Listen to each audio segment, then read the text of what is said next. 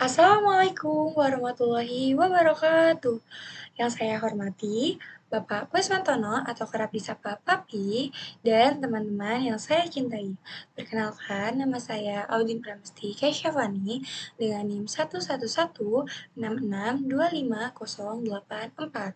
Saya merupakan mahasiswa semester 1 yang memiliki ketertarikan besar pada dunia pendidikan dan konseling remaja. Nah, teman-teman, pada presentasi kali ini, yaitu melalui proses penyusunan career development, saya berusaha mengenali lebih dalam tentang arah karir, nilai profesional, serta langkah konkret yang dapat saya tempuh untuk mengembangkan diri saya. Langsung saja pada slide pertama. Di sini ada visi karir saya. Nah, visi karir saya adalah menjadi konselor remaja sekaligus pendidik nonformal di PKBM yang mampu membantu peserta didik dan remaja untuk menemukan potensi, arah hidup, dan motivasi belajar sepanjang hayat dengan menciptakan lingkungan yang inklusif, humanis, dan berdaya guna. Selanjutnya ada nilai profesional yang ingin saya kembangkan. Yang pertama itu ada integritas dan tanggung jawab sosial. Yang kedua ada semangat belajar sepanjang hayat. Hal ini menjadikan setiap pengalaman sebagai sumber pembelajaran untuk tumbuh dan beradaptasi. Yang ketiga ada empati dan humanisme yang berguna untuk memahami perasaan dan latar belakang setiap individu tanpa menghakimi.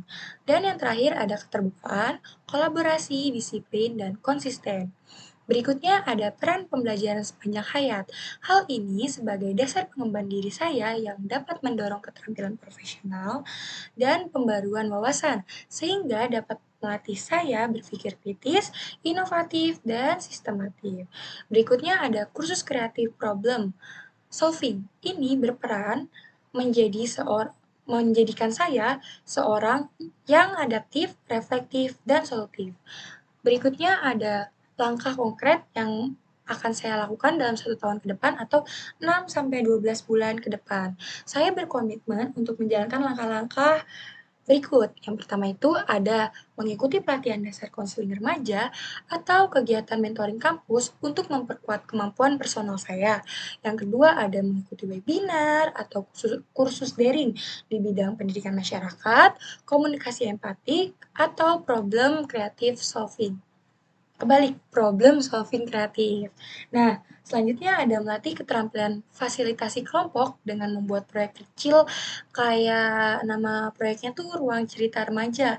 Nah, ini tuh berguna sebagai tempat berbagi pengalaman atau bertukar pikiran gitu. Dan yang terakhir ada aktif di organisasi sosial atau pendidikan nonformal.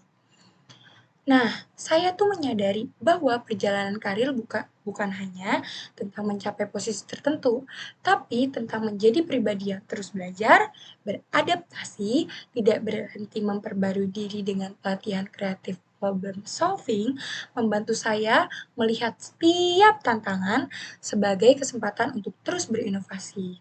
Nah, belajar sepanjang hayat bukan hanya tujuan, tapi adalah bagaimana suatu kehidupan atau pembelajaran terus memberi makna bagi sesama. Demikian dari saya, mohon maaf bila ada salah kata. Wassalamualaikum warahmatullahi wabarakatuh. Terima kasih.